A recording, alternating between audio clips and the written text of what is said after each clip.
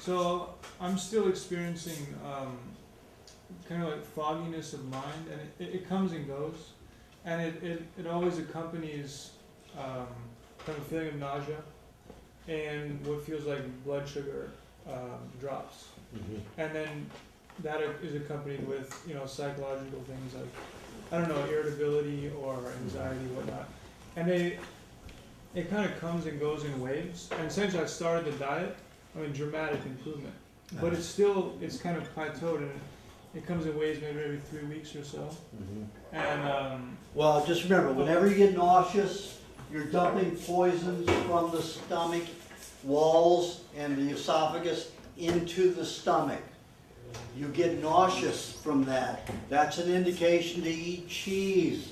I don't care if it's just a little sugar cube size amount, which is about half of a teaspoon of cheese. That may be all it takes. But if it's dumping every few minutes, just keeps dumping, you may have to eat a sugar cube size amount of cheese every 10 to 20 minutes until the nausea is relieved. so that was one thing I wanted to ask you, because it's also I'm not gaining weight. I'm not really losing weight, but I'm trying to put on some fat and whatnot. But with the dairy, when I drink dairy, especially fresh milk, forget about it. I just get so bloated. And even cheese, too much cheese or yogurt, and it's bloated again. Bloated's good. Bloated's good. Bloated's good. Look at children, Okay. babies. They're all puffed out in the stomach because they have to digest a lot of food at one time and then provide it to stretch it out to the rest of the body to grow. If you want to gain weight, that's when you have to get a big stomach, and you have to let that bloating go on for a while. What about rampant diarrhea if I drink fresh milk? Well, then you shouldn't be drinking So it that's cold. Are you drinking it cold? No. Okay. Then you better make kefir. Okay. I have that once in a while. I can't drink any fresh milk. I have to let it get thick into kefir. But that's rare anymore. And you mentioned that they, for weight gain purposes, to sometimes do an egg fast. Like No, not weight gain. That's weight loss. Because okay. Because I thought you meant you clean I out the have system, some people and eat then- only eggs because they don't digest.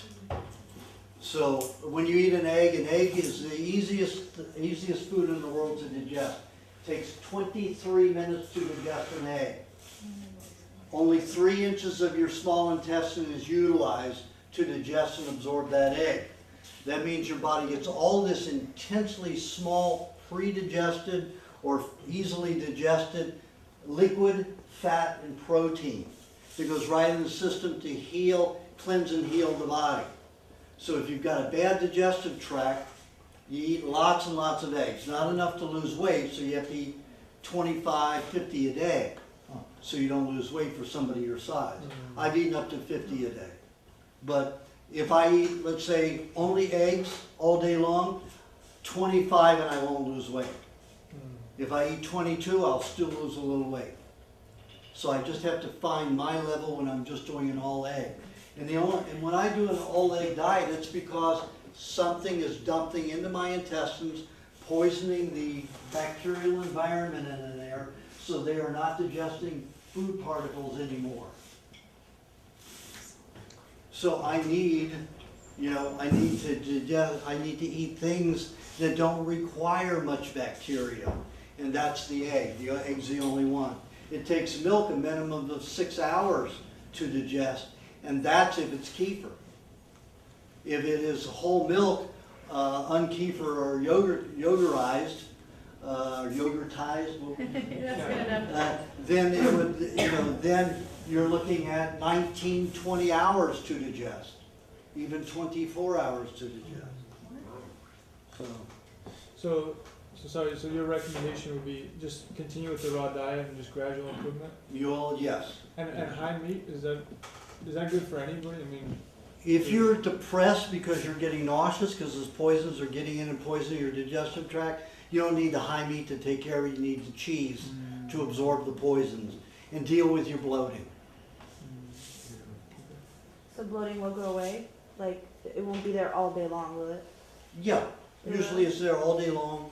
Yeah, it usually takes somewhere around, depending upon how severe somebody's digestive system is, I've had people deal with the bloating for about, if they've never had a child, they can get over it maybe year and a half.